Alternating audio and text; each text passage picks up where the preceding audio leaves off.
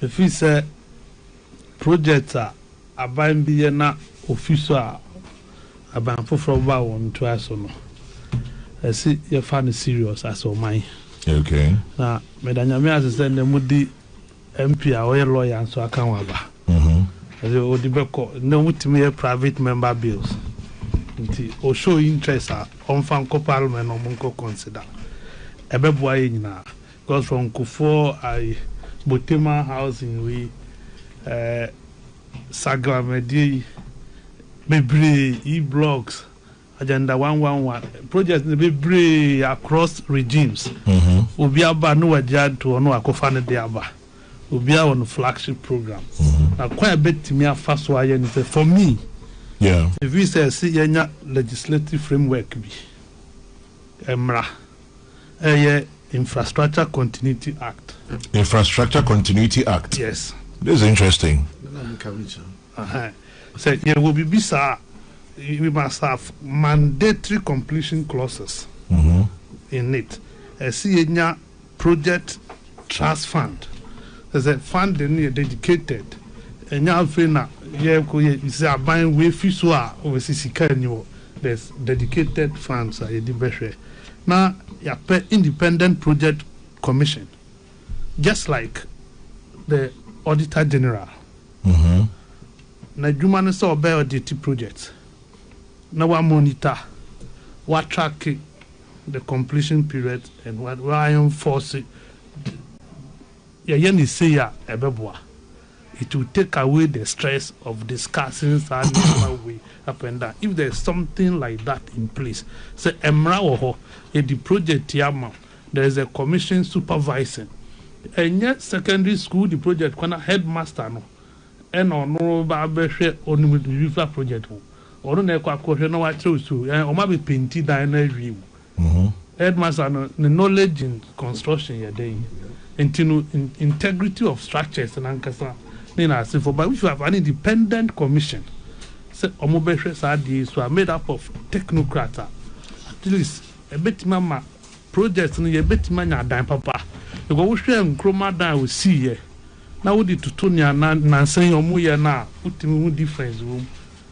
Chroma dine be over 50 years. Won't more that well. But Neddy with my ordinary nail. You don't even need concrete nails. Not with their bone. For me, this is the way we can cure these things. And yes, I have kwaba because procurement law no there. And my acquaintance yanyan in a large scale. Say so sourcing over kwaba and the same thing. Once the law that windows no woman people will use it and come and tell you say break law via. Because sanity nti obeye unim za dia o ye za o se emra no nie emra ntia nti presidency are clear big push the basis ni say per the act no ntiamra that is it nti for me as Charles Makat, this is the way I think we should go. Project Continuity Act. Yes. Infrastructure Continuity Act. Infrastructure Continuity Act. Yes. Quite an interesting. Okay. Inti order 5 minutes now. Honorable. Another 5 minutes. I didn't know my member McCarthy about the yeah, I like this idea. Idea na Odaba. And I think they may engage in further for us to develop it and then get some colleague members of parliament, because I sit in parliament and ended that part of the conversation we invite Minister of Health Obey because we be an agenda 111 and in way drew also the 86 Bokro. There was a question on Bokro Ewa Hunter West. Also there it is 86% complete. Now what I can about 31 flagship agenda 111 one phase one will complete. Then there was a question by another member of parliament on the same agenda 111. Minister ne responsible no on two months face obokwa question. Then Bantama Asenso Boache on also the agenda 111 by OCD. You have a whole about so many projects ongoing at various stages of completion. Now, the determination of which one na minister nimpo order 31, nobody is able to evaluate. Whether or a political consideration, another nankasa personal feeling, another be away to make lobby in what shema. You cannot.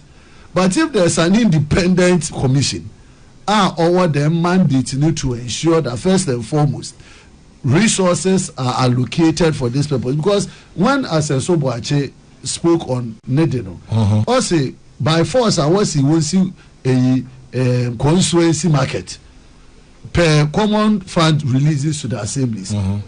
What's what this kind of assembly? But she can also Emrada home another watch it slash one corner 10%, 1 for 2 borehole, 1 for the Misike, 1 for your market, 1 for the Madi, 1 for your whatever. So at the end of the day, the district assembly itself doesn't have the freedom to determine what exactly one priorities are. Now what be into equasense no also ahemie market. So the miscan be complete an agenda 111. It can honor the priority of the people. Okay. And they sit with a lot of assemblies and make colleague MPs in command, both majority and minority. We're doing that the directive from central government today, Sikano, Chinchina, fire A, B, C, D. That is not the priority at the local level. And I believe that this initiative that he has mentioned is very, very. But the next point that I would like to comment on, them health infrastructure afari it comes to all of this conversation. Abadena when you were deficit in terms of Konfanochi Teaching Hospital, then you have bigger hospitals that are we say our government in last report it was 98 completed. Ekawa was work was said would try 500,000. I feel was there Ekawa $85 million again. I thought you said 83. $83 million. How can a project I was work at 500,000 or jump into 83? Now 83 million. The hospital for Frana. Have the people even visited the facility to know exactly why and how are able to mention a figure like 83 million? Well, I'm not the 83 in the bay. Ministry of Health. In Tibia or breakdown or the bit. But one farm bay. And our facility now was one of Kwame. Facility knows you on your facility after why you know evaluation now. This is 19 million. We're training now work at 500,000. Another person will raise an invoice, another a conversation of 83 million. Obviously, beside no quite the work of 500,000. No, sir, the data we are speaking to what the payment of all the contracts, the revision, and what is supposed to be outstanding. Why they when we any day on the be America say oka ame ya obuama. Say at the one second project or say they make sure the funding source no or you're very credible to allow you to complete on time. It is that same challenge that you big push. Them big push are ayeka. When government started, also said, you better complete in maybe 2 years and 3 years. Sikane da honum, and the IPC, but within 2 weeks, you bet you. In the year, people have submitted IPCs over 3 different occasions. They have not been paid because the money is not there. Yet we created the impression that Sikane da honum. Constituency, there's a big push project supposed to run through year 2 in Crawford in January. We are in July. Bibia and Kodo on the road, yet it's supposed to be 24 months. Yet he had them 2 years, Abba. Only likely that they'll be able to even complete it. So Abba says a pair now those are a case because what one or my contract or cookie then in a funding source no way. Now we need reliable source of funding. Now you have back to the same agenda 111 challenger. What did you know? I want to 1 year.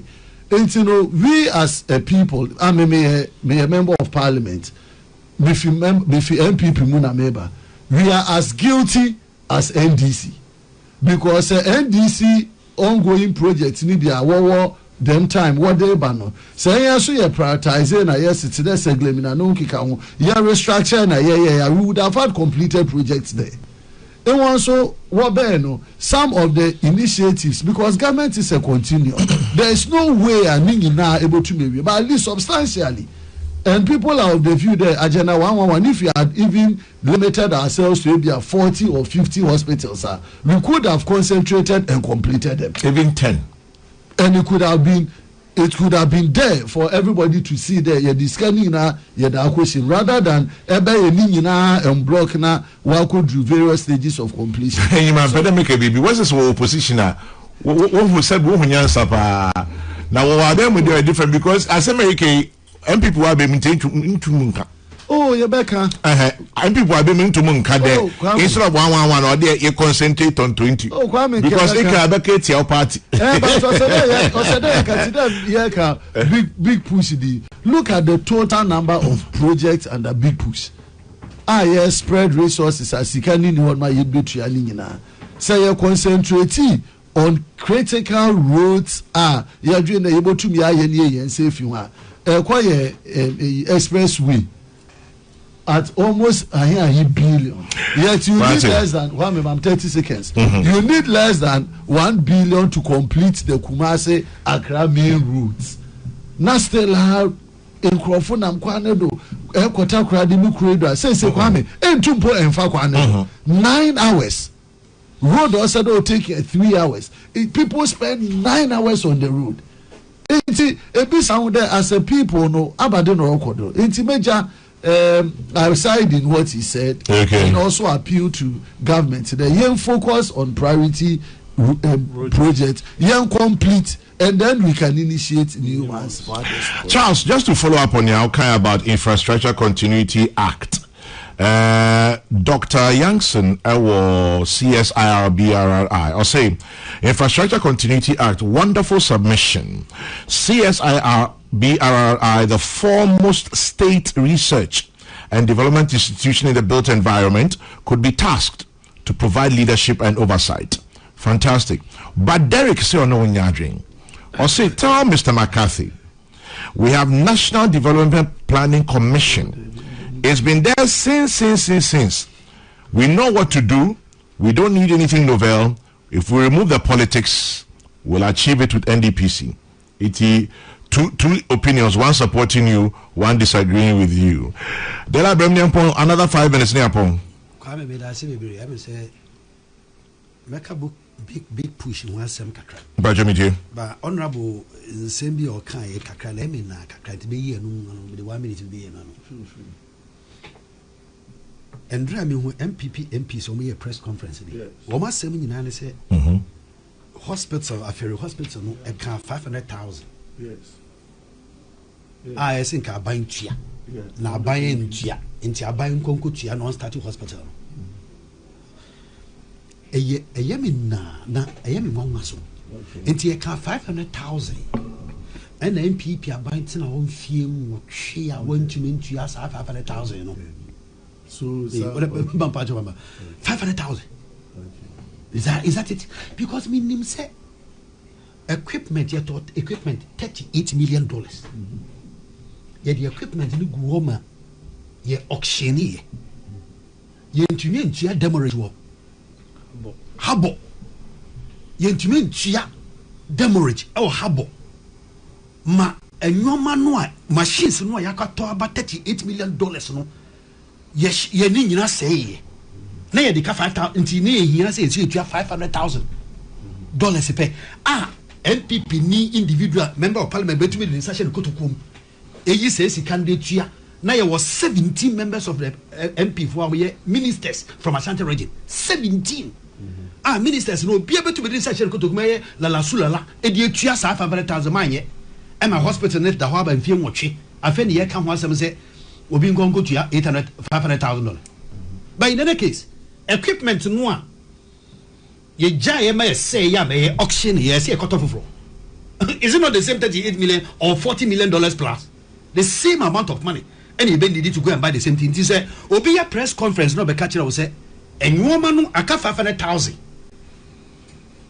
Na tua dia that is in the real if say equipment be facilities no one. Yeah ferry kakra.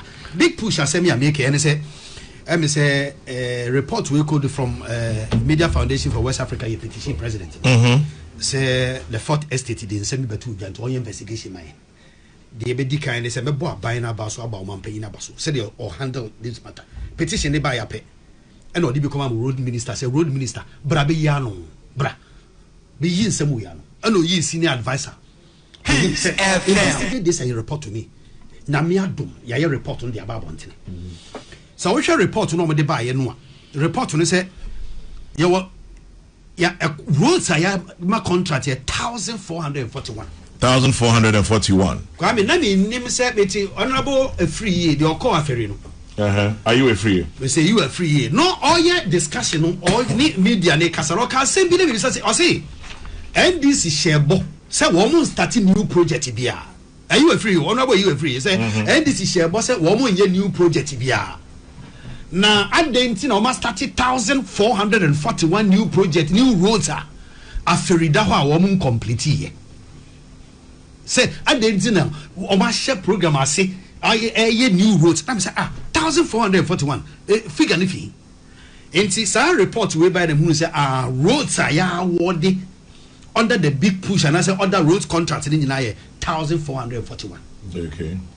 Kwame, 1,441 Ghana Highway Authority Emma 405 roads yomo ye kwejuma and the Department of Feeder Roads Emma 896 roads NDC by na MPP ahye bibia se roads nkitinkiti bi aye omo ye and I say roads are omo ye eno ye 23 of them yafa e dia ba be she under the big push nas. And roads are NDC for the you find a consolidated big push project. And they say the MPP for Shas ya buy ya di bia ka ho Emma Baba ye bia say 24 kilometers ya 30 kilometers see ni nyina no consolidated no 63. And na the main big push project no 54. So what the nyina bomu a 1,301. In 4 years. It's very weird that this one became. And see, at the side, said the way agenda 111. I be because I entered also Kwame Kano.